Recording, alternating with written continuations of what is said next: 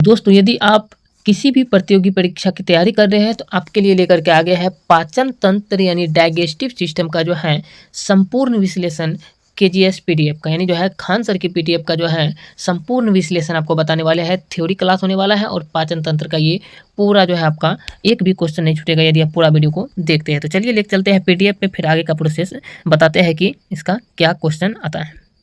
तो देख सकते हैं यहाँ से है डाइजेस्टिव सिस्टम, ये खान सर का जो है पीडीएफ है। देख सकते हैं यहाँ पर लिखा गया है खान ग्लोबल स्टडी। आपको नीचे भी पीडीएफ में दिखाते हैं और भी लिखा है खान सर का पीडीएफ। आपको ये बता दें कि चैप्टर का नाम है पाचन तंत्र, जिसे इंग्लिश में डाइजेस्टिव सिस्टम कहा जाता है। और ये पाचन तंत्र का संपूर्ण चित्र है, देख सकते हैं पूरा डिटेल से अभी पढ़ने वाले हैं।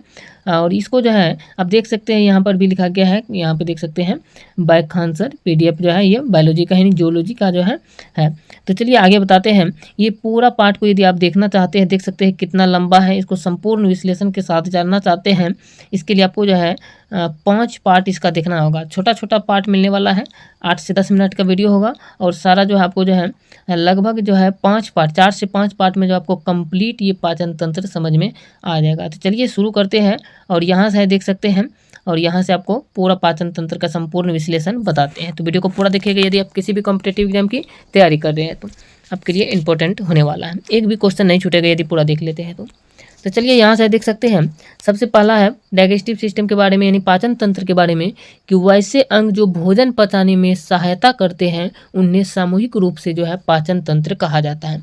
जो हम लोगों को भोजन जो खाते हैं उसको पचाने में जो मदद करता है यानी सहायता करता है, उसी के सभी रूप को जो है समूह रूप से जो मिलता है उसको पाचन तंत्र कहा जाता है। और इसमें जो होता है भोजन सरल पदार्थों में टूट जाता है। पाचन की जो क्रिया होता है उसमें भोजन जो खाते हैं हम लोग वो सरल यानी छोटे छोटे टुकड़ों में टूट जाता है। आगे बात करते हैं, आप देख सकते हैं यहाँ पे ये पाचन तंत्र का संपूर्ण चित्र है। आगे देख सकते हैं यहाँ पे ये पाचन तंत्र का जो है संपूर्ण चित्र है और उसके बारे में पूरा डिटेल से आपको बताते हैं। सबसे पहले देख सकते हैं यहाँ पे मुख गुहा पाया जाता है, मुंह पाया जाता है जिसे मुख गुहा कहते हैं, और मुंह में ही जिह्वा पाया जाता है। एक जिह्वा पाया जाता है देख सकते हैं, और यहाँ से दिया गया मुख गुहा के इधर चिन्ह दिया गया है, मुख गुहा पाया जाता है। मुख गुहा से भोजन जो आता है ये ग्रासिका में आता है, यानी ग्रसनी में या ग्रासनली कहते हैं, यहाँ पे आता है ग्रसनी में। ग्रसनी से भोजन जब आगे आता है यहाँ आप देख सकते हैं अमाशय में आता है, ये है अमाशय हो गया। और अमाशय के बाद बात करें तो यहाँ पे देख सकते हैं अमाशय के ऊपर में एक इस प्रकार से रचना पाया जाता है जिसे डायाफ्राम कहा जाता है। और अमाशय के जस्ट बगल में जो है एक पित्त का थैली होता है जिसे पित्ताशय कहा जाता है। इसमें पित्त जो होता है उपस्थित रहता है, पित्ताशय से पित्तरस निकलता है। और पित्तरस के पास ही एक यकृत पाया जाता है, ये यकृत पाया जाता है। यहाँ आप देख सकते हैं इस प्रकार से जो है यकृत का चिन्ह यहाँ पे दिया गया है। और पित्तरस जिस नली के द्वारा जाता है उस नली को जो है पित्त नली कहते हैं। और यहाँ पे अमाशय के पास ये अमाशय जो पाया जाता है, यहाँ आप देख सकते हैं ये अमाशय के पास ही यहाँ पे एक पित्त यहाँ जो है अग्नाशय पाया जाता है। अमाशय के पास ही जस्ट बगल में जो होता है यहाँ पे अग्नाशय पाया जाता है। और अग्नाशय और यहाँ देख सकते हैं क्षुद्रांत पाया जाता है। क्षुद्रांत अग्नाशय के बाद जो है यहाँ पे क्षुद्रांत पाया जाता है जिसको आंत कहते हैं। और आंत में जो होता है एक होता है बड़ी आंत, एक होता है छोटी आंत। ये चारों साइड से जो बड़ा मोटा कलर का होता है डबल जैसा, ये बड़ी आंत कहलाता है। और इसके बीच में जो अमाशय से जो भाग आता है छोटा छोटा इस प्रकार से जो रचना होता है बीच में, वो छोटी आंत कहलाता है। और यहाँ पे देख सकते हैं यहाँ पे परिशेषिका कहलाता है, इसको गुदा द्वार कहते हैं या तो रेक्टम कहते हैं। इस तरीके से पाचन की क्रिया पूर्ण होता है। और पाचन की क्रिया की बात करें तो मुख गुहा से शुरू होता है और आता है अमाशय में। पूर्ण पाचन नहीं होता, यहाँ पे पाचन की क्रिया होता है कुछ, इसके बाद जो है आता है छोटी आंत में पूर्ण रूप से भोजन का जो है पाचन की क्रिया हो जाता है। इसके बाद जो है मल सब जो होता है, मलमूत्र सब जो होता है ये बड़ी आंत के द्वारा बाहर निकाल दिया जाता है। चलिए आगे बात करते हैं। ये पाचन तंत्र जो होता है यहाँ पे देख सकते हैं पाचन तंत्र जो होता है, ये पाचन तंत्र 2 भागों में बटा होता है। पाचन तंत्र 2 भागों में बटा होता है। पहला का नाम होता है आहार नाल और दूसरा का नाम होता है इससे संबंध यानी जो है संबंध पाचक ग्रंथि, डाइजेस्टिव ग्लैंड इसको कहा जाता है। पहला आहार नाल, दूसरा पाचक ग्रंथि। तो चलिए सबसे पहले आहार नाल के बारे में पूरा डिटेल से जानते हैं, फिर पाचक ग्रंथि के बारे में जानेंगे। आहार नाल के बारे में बात करें तो यह मुख गुहा से प्रारंभ होकर गुदा तक रहता है और पाचन के समय भोजन आहार नाल में ही रहता है। तो क्या होता है, ये आहार नाल जो होता है ये शुरू होता है मुख गुहा से, मुख गुहा यानी मुंह से शुरू होता है और ये अंतिम जो होता है ये पाचक के समय जो होता है भोजन आहार नाल में ही रहता है, लेकिन ये मुख गुहा से शुरू होकर के गुदा तक उपस्थित रहता है। मुख गुहा से शुरू होता है और गुदा तक रहता है। दूसरा पॉइंट है कि आहार नाल की लंबाई लगभग 32 फीट यानी 8 से 10 मीटर की होती है।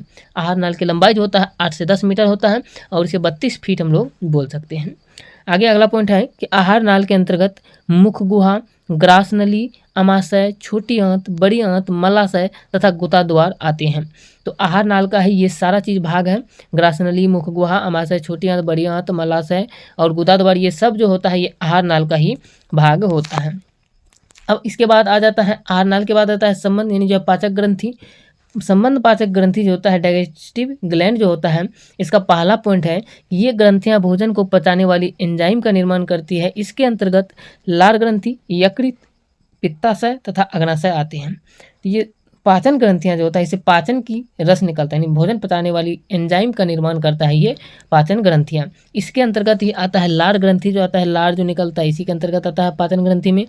और इसके बाद यकृत जो आता है ये भी आता है, पित्ताशय, अग्नाशय, ये सारा जो है पाचन ग्रंथि में ही आता है।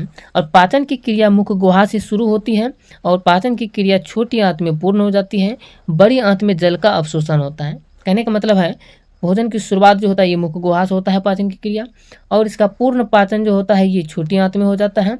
और इसके बाद जो होता है बड़ी आंत में सिर्फ जल का अवशोषण होता है। आगे बात करें तो अगला पॉइंट यहाँ पर दिया गया है, देख सकते हैं यहाँ पे देख सकते दिया गया है, मुख गुहा की रचना एक बंद कमरे के समान होता है जो मुंह के रास्ते से खुलता है तथा जबड़ों और ओठों के माध्यम से बंद होता है। ये मुख गुहा जो होता है, मुंह जो होता है ये एक कमरा के समान होता है, बंद कमरा के समान होता है, जिसमें कि मुख गुहा जो होता है ये खुला रास्ता होता है यहाँ से भोजन आने वाला। और इसको बंद करने के लिए जो है जबड़ा, ऊपर का जबड़ा और नीचे की जबड़ा जो होता है इसको यदि हम बंद करते हैं तो ये बंद हो जाता है। और ओठ जो होता है इसको भी बंद करने से ये बंद हो जाता है मुंह जो होता है। अगला पॉइंट की बात करें तो अगला पॉइंट है, मनुष्य के दो जबड़ों में निचला जबड़ा गतिशील होता है। मुख गुहा के अंदर की ऊपर वाला हिस्से को तालू कहा जाता है तथा पार्श्व मांसल भाग को गाल कहते हैं। आगे बात करें तो अगला पॉइंट यहाँ पर है, यानी जो है मनुष्य जो होता है इसका जबड़ा जो पाया जाता है, ऊपरी जबड़ा और निचली जबड़ा, दोनों जबड़ा में निचली जबड़ा जो होता है ये गतिशील होता है। यही जो है आप जो कोई चीज़ खाते हैं, कुछ भी करते हैं, बोलते हैं, तो निचला जबड़ा जो होता है यही आपका जो है गति करता है। ऊपर का जबड़ा ये स्थिर ही रहता है, ये गति नहीं करता है। और मुख गुहा के जो साइड वाला जो भाग होता है, साइड वाला हिस्सा, इसको जो होता है तालू कहा, यानी साइड वाला हिस्सा को गाल कहा जाता है। और ऊपर वाला जो हिस्सा होता है मुख गुहा, मुंह में जो ऊपर का हिस्सा जो होता है उसको तालू कहा जाता है। ये समझ गए। इसके बाद अगला पॉइंट है, यूवुला एक मुलायम भी आकार की रचना है जो मुलायम तालू से नीचे की तरफ लटकी होते हैं। मुलायम तालू से नीचे की तरफ लटकी होती है एक, जिसको कहते हैं यूवुला, जो भी आकार का होता है, यहीं पे तालू के नीचे ही ऐसे लटका होता है। अगला पॉइंट की बात करें तो अगला पॉइंट है, पाचन मुख गुहा से प्रारंभ होता है और मुख गुहा एक खाली जगह होता है जिसमें एक जीभ, 3 जोड़ा लार ग्रंथि तथा 32 दांत पाए जाते हैं जो पाचन में महत्वपूर्ण भूमिका निभाते हैं। मुख गुहा जो होता है ये पाचन की क्रिया जो होता है ये मुख गुहा से ही शुरू होता है, यानी प्रारंभ होता है, ये बता दिए। और मुख गुहा एक खाली जगह होता है, इसमें जो है एक खाली जगह होता है और इसी में जो है दांत भी पाया जाता है। दांत जो पाया जाता है, जिह्वा जो पाया जाता है, 3 जोड़ी लार ग्रंथियां भी पाया जाता है मुख गुहा में। बता दें कि दांत में की संख्या जो है कुल 32 पाया जाता है, मुंह में कुल 32 दांत पाए जाते हैं। जो 20 दांत जो होता है इसको दूध के दांत कहते हैं, जो टूट जाता है फिर से आ जाता है। पूरा जीवन काल में बात करें तो 52 दांत होता है, लेकिन कुल बात करें तो 32 ही दांत होते हैं। जीवन काल में तो 52 दांत होता है। आगे बात करें तो ये इसी में जीभ पाया जाता है, मुंह में जीभ पाया जाता है। 3 जोड़ी लार ग्रंथियां भी मुंह में ही पाया जाता है। 3 जोड़ी लार ग्रंथियां जो होता है ये मुंह में ही पाया जाता है। चलिए इसके बारे में आगे बात करते हैं। यहाँ पे आगे देख सकते हैं, आगे दिया गया है, मुख गुहा के फर्श पर एक मांसल मोटी रचना पाई जाती है जिसे जीभ कहते हैं और जीभ मुख गुहा से एक संरचना फ्रीनुमल के द्वारा जुड़ी रहती है। ये एक मांस जैसा रचना पाया जाता है मुंह में, जिसे क्या कहा जाता है, जीभ कहा जाता है, जिह्वा जिसको कहते हैं। और स्वाद का अनुभव कराने के लिए जीभ की ऊपरी सतह पर स्वाद का इकाई पाई जाती है जो मीठा, खट्टा, नमकीन, कड़वे स्वाद का अनुभव कराती है। जीभ जो होता है, जिह्वा जो होता है मुंह के अंदर, उस जीभ पे कांटे जैसा ऐसे संरचना पाया जाता है जिसको स्वाद कलियां कहा जाता है। जीभ पर पाई जाने वाली कलियां को स्वाद कलियां कहते हैं और उसी स्वाद कलियां के द्वारा जो होता है हम लोग भोजन का जो है अनुभव करते हैं कि ये कैसा लगता है, जो है कैसा स्वाद कैसा है भोजन का, खट्टा है या मीठा है या कड़वा है या नमकीन है। ये सब अनुभव जो हमको होता है स्वाद का अनुभव, ये स्वाद कलियां के द्वारा ही होता है। आगे बात करें तो लार ग्रंथि के बारे में यहाँ पे दिया गया है, देख सकते हैं यहाँ पे लार ग्रंथि के बारे में। लार ग्रंथि जो होता है, लार ग्रंथि से प्रतिदिन 1 से 1.5 लीटर लार का स्त्राव निर्माण होता है। यानी जो है प्रतिदिन जो होता है, यानी एक दिन में जो होता है 1 से 1.5 लीटर लार जो होता है हम लोगों के मुंह के द्वारा जो है निर्माण हो जाता है, यानी जो है स्त्राव हो जाता है। 1 से 1.5 लीटर प्रतिदिन होता है। और बात करें तो लार का पीएच मान, बात करें तो लार का पीएच मान होता है 6.8 होता है लार का पीएच मान। हालांकि पीएच मान खाने से पहले जो होता है इसका और खाने के बाद जो होता है ये 7.5 से 6.5 के मध्य परिवर्तित हो जाता है। यानी खाने से पहले 7.5, खाने के बाद जो होता है 6.5, इसमें परिवर्तित हो जाता है। लेकिन इसका लार का पीएच मान पूछे डायरेक्ट तो 6.8 याद रखना है। अगला पॉइंट है, सभी लार ग्रंथियां लार स्त्रावित करती है जिसमें 99% जल तथा 1% पाचक एंजाइम यानी लाइसोजाइम, टाइलिन, डायस्टेज तथा म्यूलिन निकलते हैं। आपको बता दें कि लार ग्रंथियां जो होता है ये लार का स्त्रावन करते हैं, यानी लार जो है निकलते हैं लार ग्रंथियां से, जिसमें कि 99% जल ही होता है और 1% ही पाचक एंजाइम रस होता है इसमें। अगला पॉइंट है, इसमें सर्वाधिक मात्रा में टाइलिन निकलता है, यानी जो लार में जो होता है सबसे अधिक मात्रा में टाइलिन नामक एंजाइम जो है निकलता है। और टाइलिन तथा डायस्टेज एंजाइम स्टार्च यानी जिसको भोजन कहा जाता है, मंड का पाचन करके उसे माल्टोज यानी शर्करा कार्बोहाइड्रेट में परिवर्तित कर देता है। यानी जो होता है टाइलिन तथा डायस्टेज एंजाइम जो होता है ये भोजन जो होता है स्टार्च उसको पाचन करके माल्टोज में बदल देता है। माल्टोज मतलब कार्बोहाइड्रेट के रूप में परिवर्तित कर देता है ये। अगला पॉइंट है, लाइसोजाइम एंजाइम तथा थायोसाइनेमेट आयन कीटाणुओं को मारने का कार्य करता है। लाइसोजाइम एंजाइम और थायोसाइनेट आयन जो होता है ये कीटाणु को मारने का कार्य करता है। अगला पॉइंट है, म्यूलिन एंजाइम भोजन को चिपचिपा बना देता है। म्यूलिन एंजाइम जो होता है ये भोजन को चिपचिपा बना देता है, यानी जो है लसलसा बना देता है, जिससे उस भोजन को निगलने में जो होता है आसानी होता है, भोजन आसानी से निगल लिया जाता है। अगला पॉइंट है, मेढक तथा वेल में लार ग्रंथि नहीं पाई जाती है। मेढक और वेल जो होता है इसमें लार ग्रंथियां नहीं पाई जाती है। अगला बात करें तो अगला पॉइंट है, देख सकते हैं मनुष्य में 3 जोड़ी लार ग्रंथियां पाई जाती हैं। मानव जो होता है इसमें 3 जोड़ी लार ग्रंथियां पाई जाती हैं।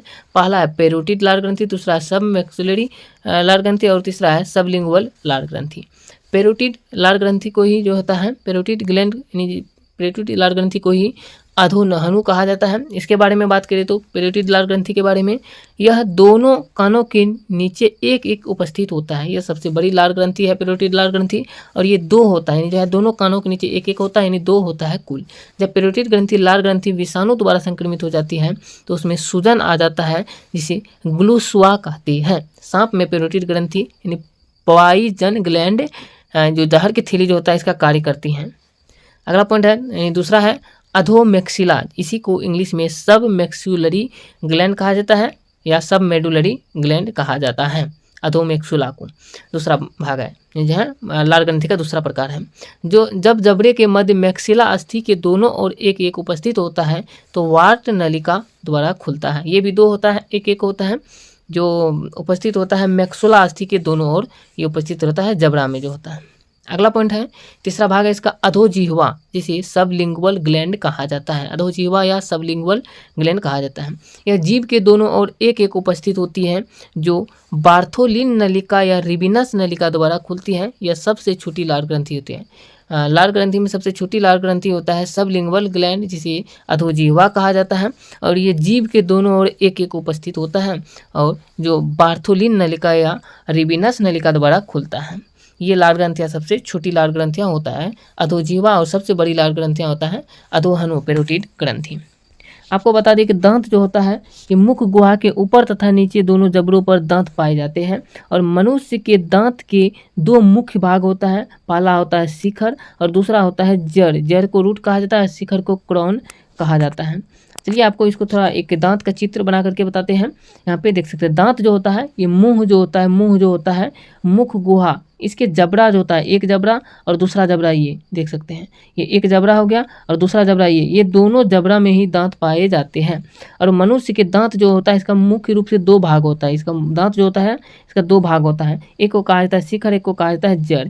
जैसे कि मान लीजिए ये एक दांत है, ये एक दांत है और चलिए आपको बताते हैं, यहाँ पे ये एक दांत का भाग है, देख सकते हैं ये एक दांत का भाग है। दांत जो होता है ये दांत है, ये इसका जड़ कहलाता है। ये जो होता है ये वाला भाग जो होता है ये इसका जड़ कहलाता है और ये वाला भाग जो होता है ये इसका जो है शिखर कहलाता है, क्राउन, और ये जड़ कहलाता है। इसको बात करती है ग्रीवा कहलाता है या इसको गर्दन कहा जाता है दांत का। और इसके ऊपर में जो होता है एक परत जमा रहता है जिसको डेंटाइन कहा जाता है। इसके ऊपर में एक डेंटाइन परत जमा होता है, डेंटाइन परत जमा होता है और इसके ऊपर में एक और परत जमा होता है जिसे इनामेल कहा जाता है दांत का जो है। चलिए अब इसके बारे में आगे बताते हैं। अगला पॉइंट है कि दांत का वह भाग जो मसूढ़े के ऊपर निकला हुआ होता है सिर या शिखर कहलाता है तथा मसूढ़े के अंदर रहने वाले भाग को जड़ कहते हैं। सिर तथा जड़ के बीच दांत के पतले भाग को जो है ग्रीवा कहते हैं, जिसे नेक या गर्दन भी कहते हैं। आपको बताएं अभी दांत के बारे में, जैसे बताए यहाँ पे कि दांत के बारे में भी ये बताए थे तुरंत। दांत जो था ये शिखर कहलाता है, ये इसका जो है जड़ कहलाता है, जो मांस में जो होता है मसूड़ा जो होता है उसमें गड़ा हुआ रहता है, और ये ग्रीवा कहलाता है, गर्दन जो होता है ये ग्रीवा कहलाता है, दांत का भाग जो होता है। चलिए आगे बात करते हैं। अगला पॉइंट है मनुष्य के दांत गर्त दंती होते हैं, अर्थात दांत जबड़ों के हड्डियों में धंसे होता है। ये दांत का जो ये गर्त दंती होता है यानी जो है जबड़ा में ये धंसा हुआ रहता है दांत जो होता है। दांतों का अध्ययन ओडोंटोलॉजी कहलाता है, यानी दांतों का अध्ययन जो है ये ओडोंटोलॉजी कहलाता है। और दांत में कैल्शियम सर्वाधिक मात्रा में पाया जाता है। दांत का जो अध्ययन जो करते हैं, दांतों का अध्ययन जो होता है ये ओडोंटोलॉजी कहलाता है। ओडोंटोलॉजी दांत के बारे में जो जानकारी प्राप्त करते हैं वो ओडोंटोलॉजी कहलाता है। और ये इसमें दांत जो होता है इसमें कैल्शियम अधिक मात्रा में पाया जाता है, इसीलिए जो है दांत सबसे मजबूत भाग होता है शरीर का जो होता है। आगे बात करें तो अगला पॉइंट है दांतों के निर्माण में 85% योगदान कैल्शियम फॉस्फेट का, 10% योगदान कैल्शियम कार्बोनेट का और शेष भाग जो होता है ये कैल्शियम क्लोराइड का होता है। दांत जो होता है इसमें 85% भाग जो होता है, दांत में 85% भाग ये कैल्शियम का होता है और 10% भाग जो होता है ये कैल्शियम कार्बोनेट का होता है। टोटल हो गया 85, 10, 95%। और 5% भाग जो बचा है इसमें ही 5% भाग में कैल्शियम क्लोराइड होता है। तो इस प्रकार से जो होता है दांत के भागों को बांटा गया है, ये सब तत्व में जो होता है उपस्थित रहता है। अगला पॉइंट है दांत का क्षरण यानी टूट फूट जो होता है फ्लोरीन की कमी के कारण होता है, जिसे दंत क्षय या दंत क्षय नामक बीमारी कहा जाता है। प्रत्येक दांत का भीतरी गुहा को मज्जा गुहा कहते हैं, जिसे प्लक केविटी भी कहा जाता है। दांत जो होता है, दांत जो टूटता फूटता है और इसके कारण जो इसमें क्षति होता है, इसी बीमारी को जो है दंत क्षय बीमारी कहा जाता है, दंत क्षय बीमारी कहा जाता है, दंत अस्थि क्षय भी कहते हैं। और प्रत्येक दांत जो होता है इसका भीतरी गुहा जो होता है ये गुहा को मज्जा कहा जाता है। भीतरी गुहा जो होता है दांत का ये मज्जा कहलाता है। चलिए आगे बात करें तो अगला पॉइंट है, देख सकते हैं मज्जा गुहा में रक्त वाहिकाएं तथा तंत्रिका पाई जाती है। मज्जा गुहा जो होता है दांत का उसमें रक्त वाहिकाएं भी पाई जाती हैं और तंत्रिका भी पाई जाती है। अगला पॉइंट की बात करते हैं, आप देख सकते हैं दांत का चित्र बना करके दिया गया है। अंदर का भाग डेंटाइन कहलाता है, ऊपर का भाग इसका जो होता है इनामेल कहलाता है। अगला पॉइंट है, देख सकते हैं यहाँ पे कि मानव दांत का 2 परत यानी लेयर होता है। बाहरी परत इनामेल कहलाता है और जबकि आंतरिक भाग जो होता है ये डेंटाइन कहलाता है, दांत का जो होता है। अगला पॉइंट, चलिए अगला पॉइंट यहाँ पे देख सकते हैं दांत के बारे में। यहाँ पे अगला पॉइंट यहाँ से देख सकते हैं दांत के बारे में। अगला पॉइंट है मज्जा गुहा के ऊपर दंतास्थि पाया जाता है और दांत का अधिकांश भाग दंतास्थि ही बनाती है, जो मुख्य रूप से कैल्शियम युक्त एक संयोजी ऊतक होता है। ये दांत का जो होता भाग दंतास्थि ही बनाती है जो कैल्शियम युक्त होता है, यानी कैल्शियम उसमें उपस्थित रहता है और ये संयोजी ऊतक होता है। दांत का ऊपरी परत जो होता है ये इनामेल कहलाता है और इनामेल मानव शरीर का सबसे कठोर भाग होता है। यह 98% कैल्शियम लवण यानी कैल्शियम फास्फेट व कैल्शियम कार्बोनेट का बना होता है, जिसे फ्लोरीन मजबूती प्रदान करता है। इनामेल दांतों का रक्षा करता है। इनामेल जो होता है ये मानव के शरीर का जो सबसे कठोर भाग होता है इनामेल, जिसमें कि 98% जो होता है ये कैल्शियम लवण ही पाया जाता है। कैल्शियम सल्फेट और कैल्शियम कार्बोनेट मिल करके ये 98% बना होता है, इसलिए जो है सबसे मजबूत भाग होता है शरीर का जो होता है ये इनामेल। और ये इनामेल जो होता है ये दांतों की रक्षा करता है और इसे फ्लोरीन मजबूती प्रदान करता है इनामेल को जो होता है। चलिए अब आगे बात करते हैं द्विबार दंती, जिसको कहा जाता है DIPH डिफियो दंत, जिसे द्विबार दंती कहा जाता है। इसके बारे में थोड़ा डिटेल से समझते हैं। आगे बात करें तो अगला पॉइंट है, देख सकते हैं द्विबार दंती के कि वैसे दांत जो जीवन में 2 बार आते हैं उन्हें द्विबार दंती कहते हैं। शुरुआत में निकलने वाले दांत टूट जाते हैं और उनकी जगह पुनः नए दांत निकल आते हैं, जिसे जो होता है दूध के दांत या मिल्क टीथ भी कहा जाता है, जिनकी संख्या 20 होती है। आपको बता दें कि वैसे दांत जो जीवन में जो होता है 2 बार आते हैं, एक बार टूट गया दूसरा बार आ गया तो वही दांत जो होता है द्विबार दंती कहलाता है। और ये जो होता है ये 20 दांत होता है द्विबार दंती, जो 20 दांत जो होता है इसी को दूध का दांत भी कहा जाता है, मिल्क टीथ भी कहा जाता है, जो 2 बार आते हैं।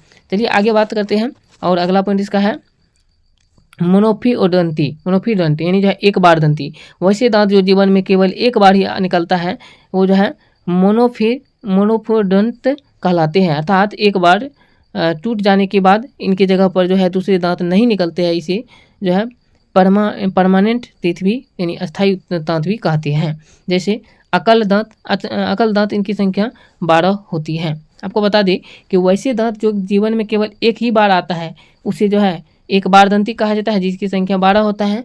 और वैसे दांत जो जीवन में 2 बार आते हैं उसको द्विबार दंती कहा जाता है, जिसकी संख्या 20 है। ये दोनों मिलाकर के जो दांतों की संख्या कुल 32 हो जाता है। और जीवन काल में पूछे तो जीवन काल में 32 दांत तो होता ही है, इसके साथ साथ 20 दांत जो ये टूट जाता है फिर से जाता है, ये 20 भी जोड़ जाता है, टोटल जो होता है 52 दांत होता है जीवन काल में। इस प्रकार से समझ गए होंगे। चलिए मानव के दांत जो होता है इसके 4 प्रकार होता है। मानव दांत के जो होता है 4 प्रकार होता है। पहला का नाम है इंसाइजर, जिसे कृतंक कहा जाता है हिंदी में। दूसरा का नाम है केनाइन, जिसे रजनक कहा जाता है। तीसरा का नाम है प्रीमोलर, जिसे अग्रचवर्णक कहा जाता है। और चौथा का नाम है मोलर, जिसे चवर्णक कहा जाता है। चलिए थोड़ा यहाँ पे देख सकते हैं ये ऊपर का जो ये 4 जो भाग होता है, 4 दांत जो बीच वाला होता है ये इंसाइजर कहलाता है। ये इंसाइजर कहलाता है यानी कृतक दांत कहलाता है। 4 यहाँ पर उपस्थित रहता है, 4 ऊपर में, 4 4 8 दांत होता है जो कृतक दांत होता है। चलिए हम देख सकते हैं कृतक दांत के बारे में, इंसाइजर के बारे में। यह सबसे आगे की दांत होती है, इसे नोज टीथ कहते हैं। यह भोजन को काटने के काम में आता है। मानव में इसकी संख्या 4 + 4 8 है। शाकाहारी जानवरों में इंसाइजर चौड़ा होता है। शाकाहारी जीव जो होता है उसमें इंसाइजर जो होता है ये बहुत चौड़ा होता है। और मानव जो होता है इसमें ये इंसाइजर की संख्या 4 नीचे में 4 ऊपर में, यानी कुल जो है 8 होता है। इसको जो होता है जो नोज टीथ भी यानी जो है नाक दांत भी कहा जाता है, क्योंकि नाक के समान सीधा में ही ये दांत उपस्थित रहता है। 4 4 8 दांत हो गया कृतक दांत यानी इंसाइजर। दूसरा भाग है केनाइन। केनाइन के बात करें आप देख सकते हैं केनाइन यहाँ पे है। ये कृतक दांत यानी जो इंसाइजर के बाद जो होता है 2 ऊपर में केनाइन, 2 नीचा में केनाइन होता है, यानी जो 4 केनाइन की संख्या होता है। चलिए आगे इसके बारे में जान लेते हैं। केनाइन इसे आई टीथ भी कहते हैं। यह नुकीले होते हैं तथा भोजन को चीरने फाड़ने पर का कार्य करता है। मानव में इसकी संख्या 2 + 2 = 4। मांसाहारी जानवरों में केनाइन अधिक नुकीली होती है। आगे बात करें तो केनाइन के बारे में, ये जो होता है ये नुकीला होता है और इसे आई टीथ भी कहा जाता है, आंख वाला टीथ भी कहा जाता है, क्योंकि आंख के साइड में ही ऐसे आंख के साइड ही दोनों तरफ इस तरीके से मुड़ा रहता है ये दांत, इसलिए इसको आई टीथ भी कहा जाता है। इसकी संख्या टोटल 4 होता है, 2 ऊपर में होता है और 2 नीचा में होता है, तो 4 होता है। और ये नुकीला भी होता है, चीरने फाड़ने के कार्य में आते हैं ये केनाइन दांत जो होता है। तीसरा भाग की बात करें तो तीसरा भाग देख सकते हैं यहाँ पे दिया गया है। तीसरा भाग का नाम है यहाँ पे देख सकते हैं प्रीमोलर, जिसे अग्रचवर्णक कहा जाता है। इसे चिक दांत भी कहते हैं। यह भोजन को चबाने का कार्य करता है। बच्चों में यह बिल्कुल भी नहीं पाया जाता है और वयस्क में इसकी संख्या 4 + 4 8 होती है। ये प्रीमोलर जो होता है इसे चिक दांत भी कहा जाता है, जो चिक टीथ भी कहते हैं। और ये भोजन को चबाने का कार्य करता है और ये बच्चों में नहीं पाया जाता है। ये प्रीमोलर जो होता है देख सकते हैं इसकी संख्या 8 होती है। 4 इधर, 2 इधर यहाँ पे रहता है उपस्थित, 2 यहाँ पे, 2 यहाँ पे, 4 हो गया ऊपर में, 4 नीचे में, 8 हो गया टोटल। ये प्रीमोलर की संख्या जो होता है ये 8 होता है, देख लीजिए। और ये जो है चबाने के कार्य में आता है प्रीमोलर जो होता है, और ये बच्चे में नहीं पाया जाता है। प्रीमोलर जो है बच्चा में नहीं पाया जाता है। अगला बात है, अगला दांत का प्रकार जो है ये है चवर्णक, जिसे मोलर कहा जाता है। इसे विजडोम टीथ भी कहते हैं। इसका भी कार्य भोजन को चबाना है। बच्चों में अंतिम मोलर 3 मोलर जो होता है नहीं पाया जाता है। वयस्क में इसकी संख्या 12 होती है मोलर की संख्या, अर्थात चारों प्रकार में सर्वाधिक संख्या मोलर की ही पाया जाता है। तो बच्चे में जो होता है ये नहीं के बराबर पाया जाता है ये, और बच्चों में ये जो होता है वयस्क जो व्यक्ति होता है इसमें 12 होता है। ये मोलर की संख्या जो होता है ये 12 होता है। सबसे अधिक संख्या जो होता है दांत में मोलर की संख्या होता है 12 दांत, और इसमें जो होता है मोलर की संख्या ये भी चबरना की कहलाता है, चबाने के कार्य में ही आता है। सबसे चौवा जिसको कहता है सबसे लास्ट में होता है, और ये 6 नीचे में होता है, 3 इधर 3 इधर, 6 हुआ, और 3 ऊपर 3 नीचे इधर, 3 इस साइड में ऊपर में 6 6 6 12 हो गया। कुल जो होता है यहाँ देख सकते हैं इंसाइजर की संख्या हो गया टोटल, जो इंसाइजर यानी कि इंसाइजर की संख्या हो गया 8, केनाइन की संख्या हो गया 4, और प्रीमोलर की संख्या 8 हो गया, और चबरना यानी मोलर की संख्या 12 हो गया। 12 8 20 4 24 8 32 दांत टोटल हो गया। चलिए इसके बारे में और डिटेल से थोड़ा जानते हैं। रिमार्क में क्या दिया गया है देख सकते हैं, यहाँ पे दिया गया है बच्चों में प्रीमोलर का पूर्णतः अभाव होता है, अतः अंतिम मोलर नहीं पाया जाता है बच्चों में जो होता है। बच्चों में कुल 20 दांत टूटने के बाद दोबारा निकलते हैं। इस 20 दांतों को दूध के दांत कहते हैं। 20 दांत के बाद दांत 20 दांत के जो है दूध के दांत 12 वर्ष की अवस्था तक पूर्णतः टूट चुके होते हैं और दोबारा नए दांत निकलना प्रारंभ हो जाते हैं। इसे जो होता है इस प्रकार मानव जीवन में दांतों की कुल संख्या 20 जो टूट करके फिर से आता है, और कुल 32 टोटल जो होता है 52 होती है। मानव जीवन काल में कुल दांतों की संख्या 52 हो गया, जिसमें कि 20 को दूध के दांत कहते हैं जो टूट जाता है, फिर दोबारा आता है 20, और यही 20 दांत, और फिर इसके बाद जो होता है ये मोलर, और जो मोलर्स की संख्या जो होता है 12, ये जो एक ही बार आता है ये हो गया। सबसे मिलाकर के 20 20 40 12 52 हो गया। 52 दांत पूरे जीवन काल में आते हैं। अगला पॉइंट है देख सकते हैं पक्षियों के चोंच दांत का ही रूपांतरण होता है। पक्षी में जो चोंच होता है ये दांत का ही कार्य करता है, दांत का ही रूपांतरण रूप होता है। अगला पॉइंट है हाथी का बाहर निकला दांत उसके ऊपरी जबड़े का सेकेंड इंसाइजर होता है। हाथी में जो बाहर निकला हुआ दांत होता है नुकीला, वो उसका जो जबड़ा का जो होता है दूसरा इंसाइजर होता है। डेंटल फार्मूला को कहा जाता है ICPM बड़ी एम बटे ICPM बड़ी एम, ये इसका फार्मूला है। वयस्क में इसकी संख्या होता है 2123 बटे 2123, और बच्चा में 2102 बटे 2102 होता है इसकी संख्या जो होता है। अगला पॉइंट है कुछ देख सकते हैं 3 पॉइंट है कि दंत सूत्र द्वारा दांतों का 1/4 भाग ही दिखाया जाता है। जानवरों में ऊपरी जबड़ा में दांत नहीं होता है। जानवर जो होता है इसमें ऊपरी जबड़ा में दांत नहीं पाया जाता है। अगला पॉइंट है स्तनधारी में सर्वाधिक दांत सुअर तथा घोड़ा में होता है, जिनकी संख्या 44 होता है स्तनधारी में। और अगला पॉइंट है मच्छर में 47 दांत होते हैं, जबकि गाय भेड़ में जो होता है 32 दांत हैं। गाय भेड़ मनुष्य में 32 दांत होते हैं, और मच्छर में जो होता है 47 दांत पाए जाते हैं। तो चलिए ग्रास नली के बारे में पहले जान लेते हैं। अब जो आगे यहाँ से देख सकते हैं ग्रास नली, इसका कहता है यह मुख गुहा को जो है अमाशय से जोड़ने का कार्य करता है। यह एक लंबी नली के समान होती है जो लार में मिले हुए भोजन को निगल द्वारा प्राप्त करती है। इसमें कोई भी पाचन की क्रिया नहीं होती है। तो ये ग्रास नली जो होता है ये मुख गुहा से अमाशय को जोड़ने वाला ये कार्य करता है। यानी जो मुख गुहा हम जो भोजन जो करते हैं, भोजन मुख गुहा के जो द्वारा जो करते हैं, इससे अमाशय को जोड़ने का जो है ये कार्य करता है। अमाशय को जोड़ने का कार्य जो करता है ये ग्रास नली ही करता है। ये ग्रास नली जो है ये ग्रास नली जोड़ने का कार्य करता है, और इस ग्रास नली में भोजन का पाचन कुछ भी नहीं होता है। भोजन का पाचन ये अमाशय में ही होता है, और पूर्ण पाचन छोटी आंत में होता है, उसको आगे बताने वाले हैं। तो यहाँ तक समझ गए। इसके बाद आगे देख सकते हैं अगला पॉइंट है कि मनुष्य में यह 10 इंच लंबी होती है, जबकि जिराफ में यह सर्वाधिक लंबी होती है। लंबी गर्दन के कारण होती है। ये मनुष्य में जो होता है इसका लंबाई 10 इंच होता है, जो ग्रास नली होता है, और ये इसी ग्रास नली के जिराफ जो होता है इसमें लंबाई बहुत लंबा होता है, क्योंकि लंबा उसका जो होता है गर्दन के कारण, क्योंकि जिराफ का गर्दन जो होता है लंबा होता है, इसीलिए उसमें जो है ये ग्रास नली जो है जिराफ में लंबा होता है। अगला पॉइंट है कि क्रमाकुंचन के कारण भोजन ग्रास नली से अमाशय में पहुंचता है। भोजन जो ये ग्रास नली के द्वारा जो भोजन अमाशय में पहुंचता है इस ग्रास नली के द्वारा, इसमें क्रमाकुंचन के द्वारा होता है। क्रमाकुंचन का मतलब हुआ ये भोजन ऐसे ऐसे ऐसे ऐसे करके जो है इसके माध्यम से ग्रास नली के माध्यम से नीचे जाता है, जो है क्रमाकुंचन करते हुए। अगला पॉइंट है यहाँ आप देख सकते हैं कि ग्रास नली व अमाशय के बीच एक वाल्व स्फिंक्टर पाया जाता है, जो भोजन को वापस ग्रास नली में जाने से रोकता है। यहाँ से जो है ग्रास नली जो होता है यहाँ पर एक वाल्व पाया जाता है, जो यहाँ से इधर से तो भोजन आ जाता है ऊपर से, यहाँ से तो भोजन जो ग्रास नली के द्वारा यहाँ पर वाल्व पाया जाता है, जो ग्रास नली से भोजन तो आ जाता है, यहाँ पे अमाशय में जैसे आया फिर यहाँ से ऊपर की तरफ नहीं जाता है भोजन जो है, इसीलिए जो यहाँ पे एक वाल्व पाया जाता है, एस्फिंक्टर जो पाया जाता है इसका नाम है। तो चलिए अगला पॉइंट देख सकते हैं यहाँ पे ग्रास नली के बारे में ये था। और इसके बाद अब आ जाते हैं अमाशय में। अमाशय को ही पेट कहा जाता है, एस्टोमैक एस्टोमैक कहा जाता है, देख सकते हैं। चलिए अब एस्टोमैक के बारे में पूरा डिटेल से समझते हैं। ये एस्टोमैक का चित्र है, देख सकते हैं यहाँ पर जो है ये अमाशय का चित्र है।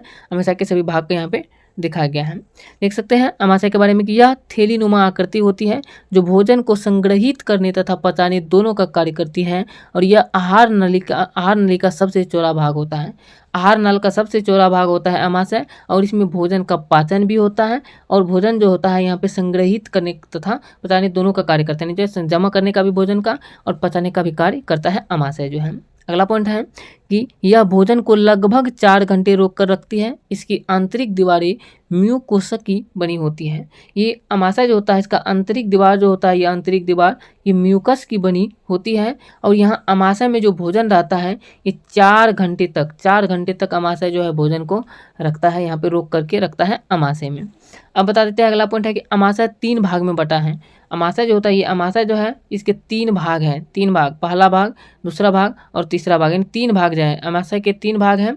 और ये तीनों भाग का नाम देख सकते हैं। पहला का नाम है अग्रभाग जिसे कार्डियक कहा जाता है, दूसरा का नाम है मध्य भाग जिसे फंडिक कहा जाता है, तीसरा का नाम है पश्च भाग जिसे पाइलोरिक कहा जाता है। यहाँ पे देख सकते हैं इसी अमाशय का ऊपर वाला भाग जो है देख सकते हैं, ऊपर वाला यहाँ पे देख सकते हैं भाग जो है यहाँ पे जो है ऊपर वाला भाग कार्डियक कहा जाता है, बीच वाला भाग जो है फंडिक कहा जाता है और नीचे वाला भाग जो है पाइलोरिक कहा जाता है। इस तरीके से जो है आप याद रख सकते हैं।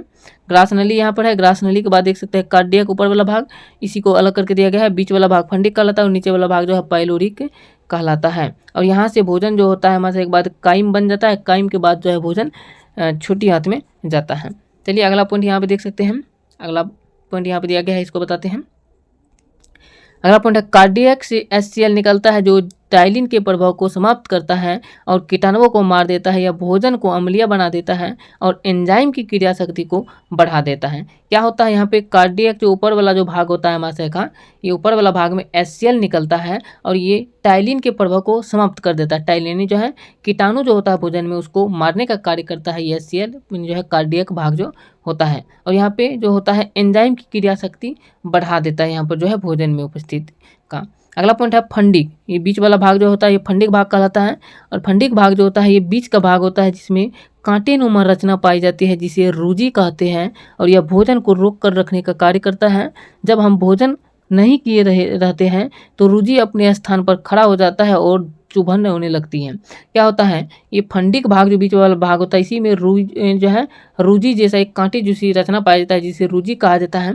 ये क्या करता है भोजन को यहाँ पर जो है ये रोक कर रखने का कार्य करता है। यदि कभी कभी हम भोजन को नहीं खाते हैं तो ये जो कांटे जैसा जो ये रूजी होता है ये चुभने लगता है, यानी जो है हमको भूख जो लगता है यही चुभने लगता है, इसीलिए हमको जो है भूख जैसा महसूस होता है। अगला पॉइंट है देख सकते हैं कि तीसरा भाग का नाम है पाइलोरिक भाग। पाइलोरिक में जो है जठर ग्रंथि पाई जाती है जिससे जठर रस निकलता है। जब जठर ग्रंथि काम नहीं करती है तो उस रोग को गैस्ट्रिक कहते हैं। क्या होता है पाइलोरिक भाग जो होता है तीसरा भाग, इसमें जठर ग्रंथि जो है पाया जाता है और इसी से जठर रस निकलता है पाइलोरिक भाग से। और कभी कभी जब ये पाइलोरिक भाग जो होता है जठर ग्रंथि से जठर रस नहीं निकलने लगता है तो इस बीमारी का नाम जो है, इस बीमारी को कहते हैं गैस्ट्रिक बीमारी कहते हैं, गैस्ट्रिक हो गया इसको कहते हैं। और जठर ग्रंथियाँ जो होता है मुख्यतः 3 प्रकार की कोशिकाएं पाया जाता है। जठर ग्रंथियाँ में मुख्यतः 3 प्रकार की कोशिकाएं पाई जाती है, यहाँ पे देख सकते हैं। पहला का नाम है श्लेष्मा कोशिका जिसे म्यूकस सेल भी कहा जाता है, श्लेष्मा कोशिकाएं।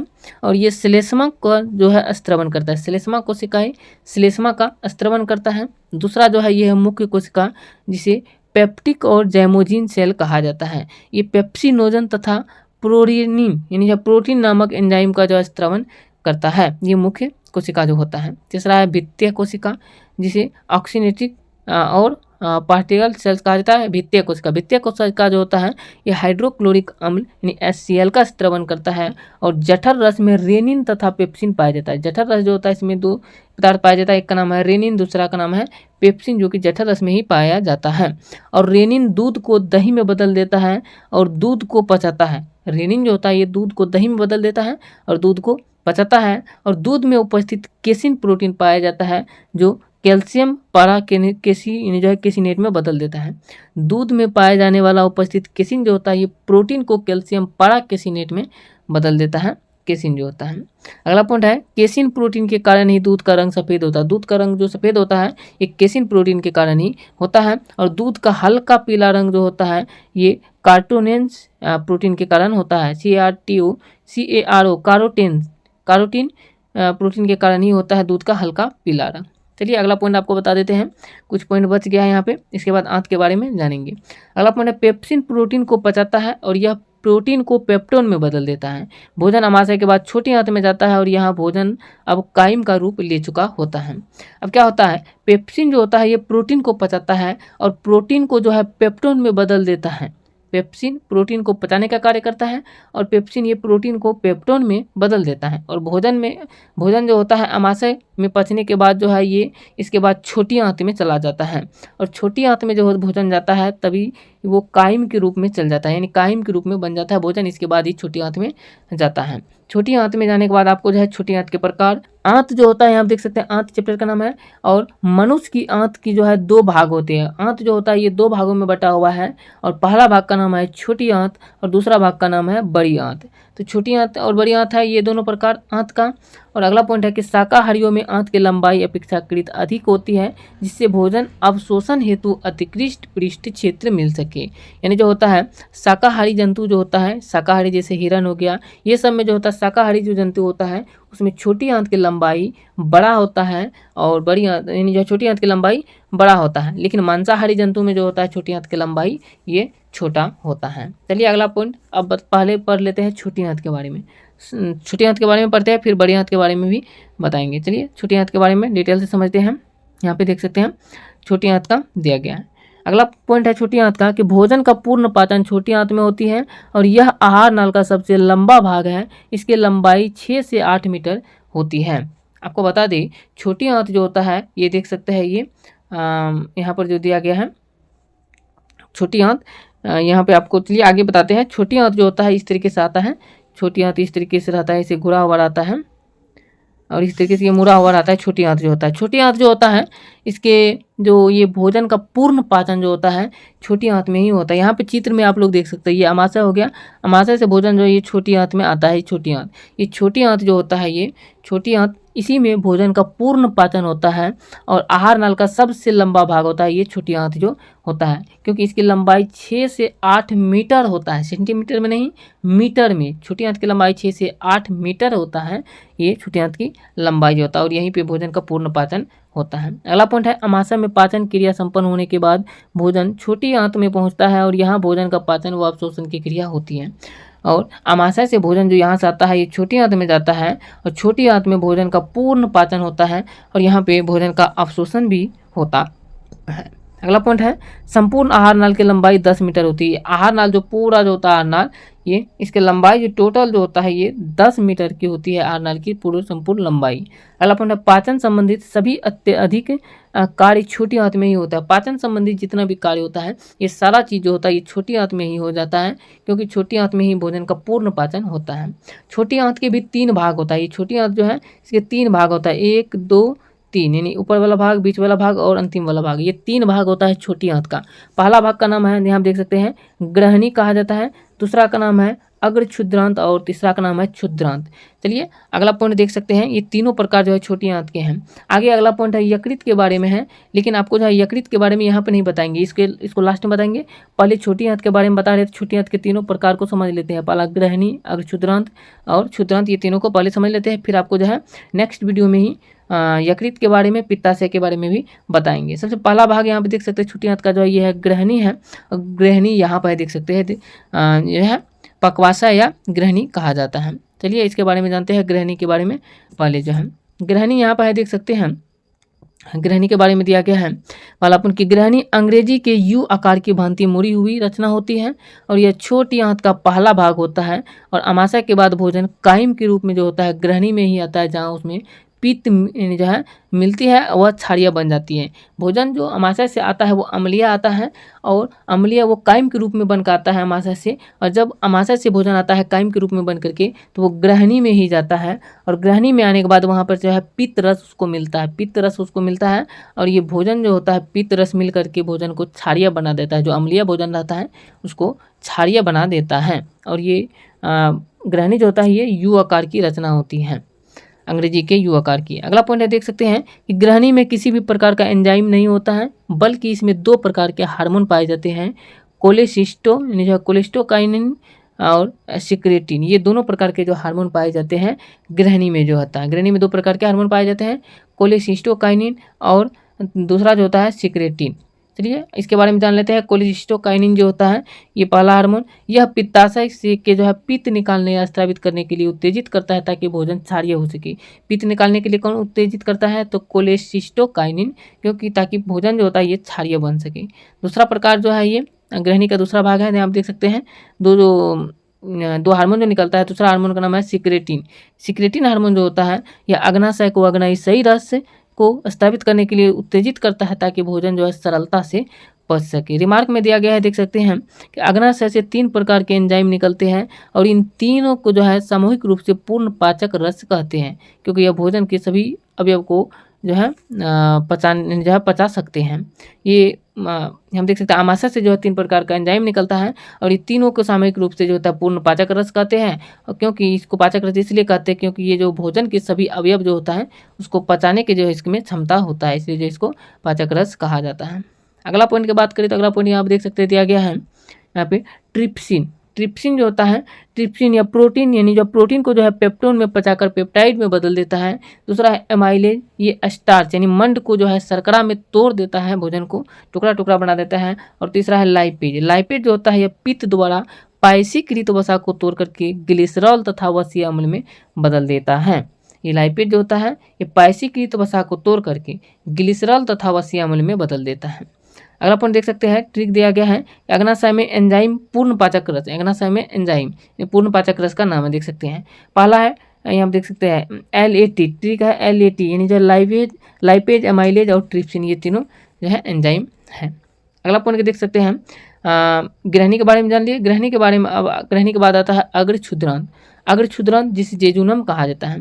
जेजुनम में पाचन की कोई क्रिया नहीं होती है। ग्रहणी के बाद भोजन जेजुनम में जाता है और जेजुनम के बाद इलियम में जाता है। ग्रहणी के बाद जो होता है ये अग्र क्षुद्रांत में जाता है और जेजुनम जिसको कहा जाता है इसमें पाचन का कोई भी क्रिया नहीं होता है। और ग्रहणी के बाद भोजन जो होता है जेजुनम में जाने के बाद जेजुनम के बाद वहाँ से इलियम में चला जाता है। तीसरा भाग इलियम, तीसरा भाग का नाम है इलियम जिसे क्षुद्रांत कहा जाता है। इलियम में चला जाता है भोजन। इलियम में जाने के बाद भोजन के वहाँ पर जो देखिए क्या होता है कि यहाँ छोटी आंत का अंतिम भाग है और यहाँ से भोजन का पाचन तथा अवशोषण दोनों होता है। इलियम जो होता है क्षुद्रांत यह छोटी आंत का सबसे पीछे वाला भाग होता है, सबसे पीछे वाला नीचे वाला भाग होता है और यहाँ पर जो है भोजन का पाचन भी होता है और अवशोषण भी होता है, दोनों क्रिया होता है। अगला पॉइंट है यहाँ से कई प्रकार के आंतरस निकलता है और इन सभी आंतरस को सक्कस इंट्रिकस कहते हैं। क्षुद्रांत जो होता है इलियम में कई प्रकार का आंतरस निकलता है और ये सभी रस को जो होता है आंतरस जो निकलता है इसको सक्कस इंट्रिकस कहते हैं। अगला पॉइंट देख सकते हैं और इसमें निम्नलिखित एंजाइम निकलता है, जो होता है वहाँ पे सक्कस इंट्रिकस जो होता है इसमें निम्नलिखित एंजाइम निकलता है, जिसमें से पहला एंजाइम का नाम देख सकते हैं इरेप्सिन। इरेप्सिन जो होता है ये प्रोटीन को पचाता है और यह प्रोटीन यानी पेप्टोड को जो है एमिनो अम्ल में बदल देता है और यह प्रोटीन का पाचन पूर्ण होता है इरेप्सिन में ही पूर्ण पाचन होता है। जैसे देख सकते हैं प्रोटीन पेप्टोन में बदलता है, पेप्टोन पेप्टाइड में और इसके बाद एमिनो अम्ल में भोजन में यानी अग्नाशय में बदल देता है, अमाशय में बदल देता है। दूसरा इसका जो है दूसरा जो एंजाइम पाया जाता है दूसरा एंजाइम का नाम है लाइपेज। लाइपेज जो होता है यह वसा का पाचन करता है और वसा को ग्लिसरॉल तथा अम्लीय वसा में जो है वसीय अम्ल में बदल देता है। ये लाइपेज जो होता है ये वसा को बदल देता है। जैसे देख सकते हैं लाइपेज वसा को ग्लिसरॉल तथा अम्लीय अम्ल यानी वसीय अम्ल में बदल देता है। तीसरा है माल्टोज। माल्टोज जो होता है यह माल्टोज को पचाता है, जो होता है सुक्रोज को पचाता है और लैक्टोज को पचाता है। इस तरीके से आप जो है याद रख सकते हैं। अगला प्रकार यहाँ आप देख सकते हैं आगे और भी पॉइंट है यहाँ पे क्षुद्रांत यानी इलियम के।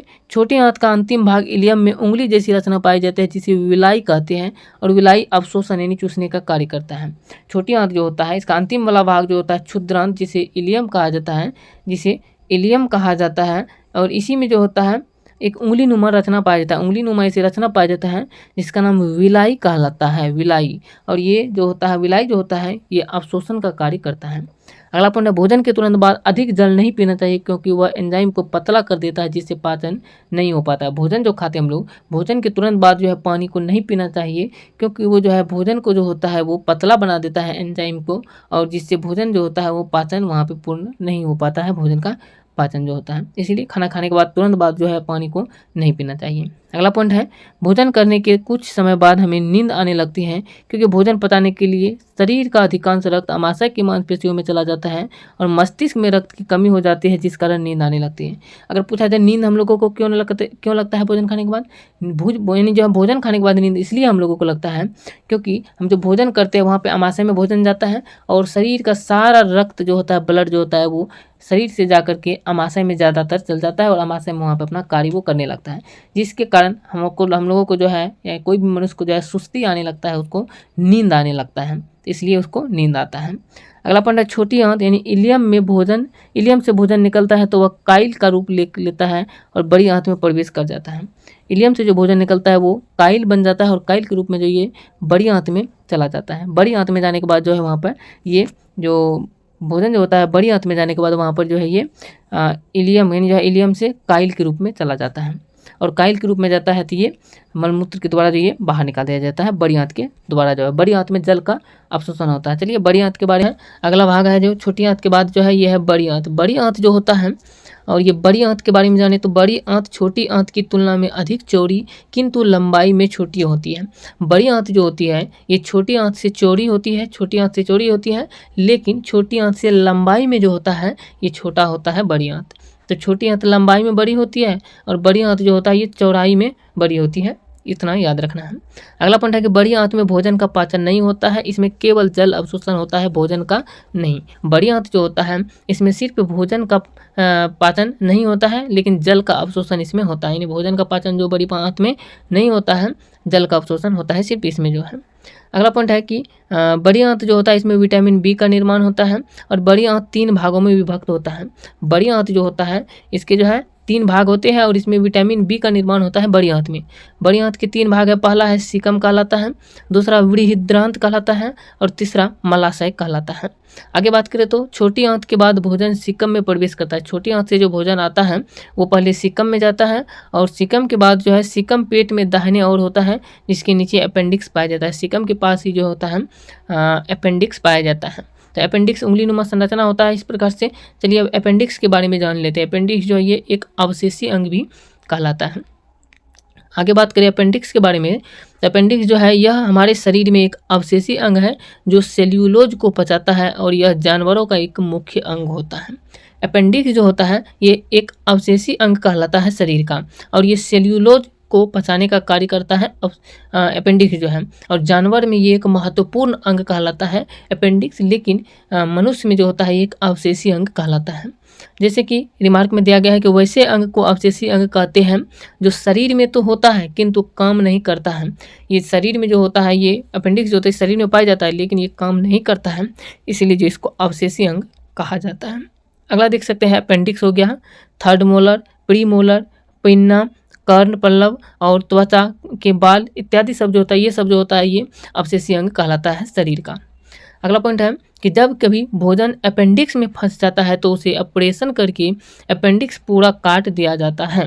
सीकम के बाद कोलोन प्रारंभ होता है जिसमें जल का अवशोषण होता है। तो आगे बात करें तो ये अपेंडिक्स जो होता है, अपेंडिक्स में यदि कभी कभी भोजन फंस जाता है तो उसको जो है ऑपरेशन करके अपेंडिक्स को काट दिया जाता है और उसको बाहर निकाल दिया जाता है क्योंकि वो अवशेषी अंग होता है, उससे कोई प्रभाव नहीं पड़ता है।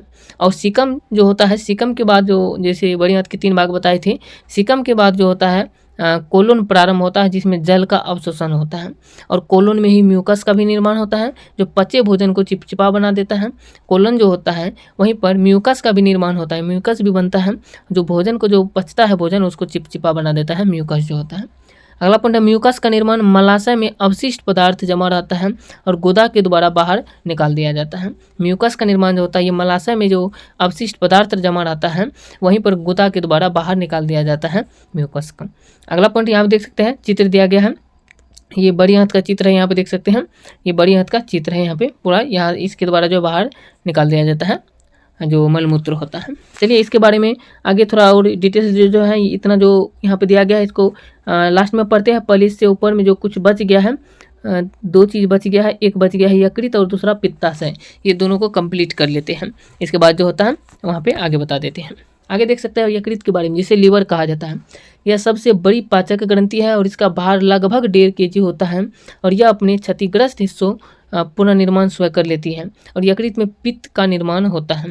आपको बता दें यकृत जो होता है ये शरीर जो होता है मानव का, ये सबसे बड़ी ग्रंथि कहलाता है यकृत शरीर का और इसका भार लगभग 1.5 kg होता है और यह अपने क्षतिग्रस्त जो भी हिस्सा इसका क्षतिग्रस्त होता है यकृत का वो पुनः निर्माण स्वयं से ही कर लेती हैं। अगला पॉइंट है यकृत में ही पित्त का निर्माण होता है। पित्त का निर्माण जो होता है ये यकृत में ही होता है। चलिए यकृत के बारे में जान लिए, अब जान लेते हैं थोड़ा पित्ताशय के बारे में। पित्ताशय जो होता है इसमें यकृत द्वारा बनाया गया पित्त आकर जमा रहता है, इसमें पित्त का निर्माण नहीं होता। पित्त का निर्माण जो पित्ताशय में नहीं होता है, पित्ताशय में पित्त का निर्माण नहीं होता है, यकृत द्वारा जो बनाया गया पित्त होता है वही आकर जमा रहता है पित्ताशय में, इसको याद रखना है। अगला पॉइंट है पित्ताशय यकृत के ठीक नीचे रहता है। पित्ताशय जो होता है ये यकृत जो होता है इसके ठीक नीचे रहता है पित्ताशय। यकृत में पित्त का निर्माण होता है और वहाँ से जो है पित्ताशय में आकर जमा रहता है पित्त जो होता है। अगला पॉइंट है पित्ताशय में जब स्टोन का निर्माण हो जाता है तो ठीक नहीं हो सकता है, इसलिए पूरे पित्ताशय को काटकर निकाल दिया जाता है। जब पित्ताशय में स्टोन बन जाता है, पत्थरी जो बन जाता है वो ठीक नहीं हो सकता है, तो इसलिए जो है उसे पूरे पित्ताशय को ही काट करके बाहर निकाल दिया जाता है। अगला पॉइंट है अल्ट्रासोनिक विकिरण द्वारा यानी बिना साली क्रिया के जिसको कहा जाता है अल्ट्रासोनिक विकिरण द्वारा पित्ताशय की पत्थरी को गला देना लिथोट्रिप्सी कहलाता है। अगला पॉइंट है पित्त एंजाइम न होते हुए भी पाचन में सहायक होता है। पित्त जो होता है ये एंजाइम नहीं है लेकिन फिर भी पाचन की क्रिया में ये सहायता करता है। अगला पॉइंट है पित्त रस गाढ़ा हल्के पीले रंग का होता है। पित्त रस जो होता है ये हल्का पीला रंग का होता है और गाढ़ा होता है। अगला पॉइंट है मनुष्य में प्रतिदिन लगभग 600 मिली पित्त का स्त्रावित होता है। मनुष्य जो होता है इसमें लगभग 600 मिली पित्त का जो पित्त रस जो होता है इसका स्त्रावित होता है। यहाँ पे जान लिए। चलिए यहाँ पे देख सकते हैं और कुछ भाग यहाँ पे दिया गया है, इसके बारे में जान लीजिए। पित्त भोजन को क्षारीय बना देता है क्योंकि पित्त क्षारीय होता है। पित्त का pH मान 7.8 से 8.5 तक होता है। पित्त जो होता है ये क्षारीय होता है और ये भोजन को भी क्षारीय बना देता है पित्त जो होता है। और पित्त का pH मान पूछे तो 7.8 से 8.5 तक जो होता है ये पित्त का pH मान होता है। अगला पॉइंट जो है पॉइंट है पित्त रस में कोई भी पाचक एंजाइम नहीं पाया जाता है और पित्त रस में पित्त वर्णक जैसे बिलिरुबिन तथा बिलिवर्जिन इत्यादि भी पाए जाते हैं पित्त में जो होता है। अगला पॉइंट है पित्त रस में उपस्थित 2 लवण होते हैं, सोडियम ग्लाइकोलेट तथा दूसरा सोडियम टॉरोकोलेट। जो भोजन को जो होता है काइम जो होता है भोजन उसमें उपस्थित वसा जो होता है उसको जल के साथ मिला करके छोटी छोटी बिंदुओं में तोड़ देते हैं, यही दोनों जो है और इस क्रिया को पायसीकरण कहते हैं। इस क्रिया को पायसीकरण कहते हैं। अगला पॉइंट जो है अगला पॉइंट है वसा में घुलनशील विटामिन जो होता है यह है vitamin A, vitamin D, vitamin E और विटामिन के। ये चारों विटामिन जो होता है ये वसा में घुलनशील विटामिन कहलाता है और इसके अवशोषण में भी पित्त रस की महत्वपूर्ण भूमिका होती है। अगला पॉइंट है यदि किसी व्यक्ति का पित्ताशय निकाल दिया जाए तो उस व्यक्ति में वसा का पाचन सामान्यतः नहीं हो पाता है। आगे देख सकते हैं यहाँ पे अमाशय का चित्र दिया गया है, ये अमाशय का चित्र है। यहाँ से यकृत का ये हो गया, यहाँ पे पित्ताशय पाया जाता है यकृत के नीचे और यहाँ पे ऊपर में आहार नाल से आया है अमाशय में। अमाशय यहाँ पे देख सकते हैं दिया गया है और अमाशय के जस्ट नीचे यहाँ पे देख सकते हैं अग्नाशय पाया जाता है और इसके बाद जो है ये छोटी आंत जो है छोटी आंत प्रारंभ हो जाता है। चलिए अब जो पीछे आपको शुरू में छोड़े थे उसको पूरा कंप्लीट कर देते हैं और ये चैप्टर जो है यहाँ पे समाप्त हो जाएगा। इतना ही बचा है, यहाँ आप देख सकते हैं चैप्टर समाप्त हो जाएगा। आगे है देख सकते हैं कि पाचन की क्रिया एक जल अपघटन की क्रिया है और पाचन की संपूर्ण क्रिया 5 अवस्थाओं में पूर्ण होता है।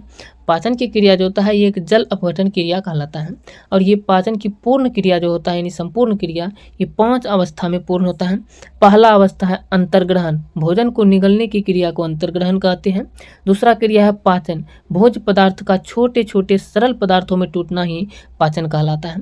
तीसरा है अवशोषण, पचे हुए भोजन जो होता है उसको पदार्थों को कोशिकाएं जब सोख लेती है तो उसे अवशोषण कहते हैं।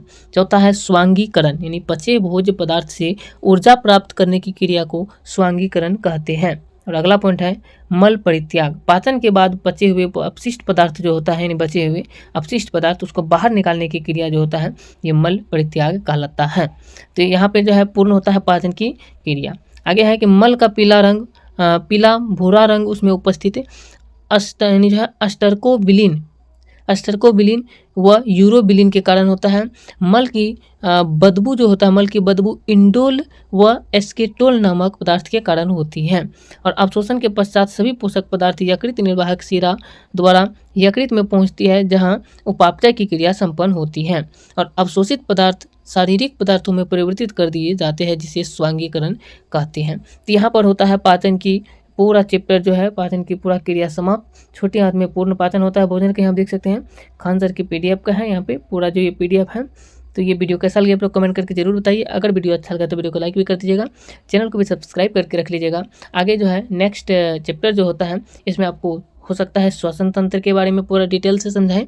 जो भी चैप्टर शुरू करेंगे उसके बारे में पूरा डिटेल से ही बताएंगे। जैसे पाचन तंत्र का पूरा चैप्टर खत्म हुआ, आपको जो होता है साइंस का जो है पूरा जितना भी चैप्टर होता है उसको थ्योरी क्लास जो खान सर के पीडीएफ का है सारा कंप्लीट करा देंगे, यदि आप वीडियो पे बने रहते हैं तो। चैनल को सब्सक्राइब करके जरूर रख लीजिएगा, वीडियो को एक लाइक भी कर दीजिएगा। जय हिंद।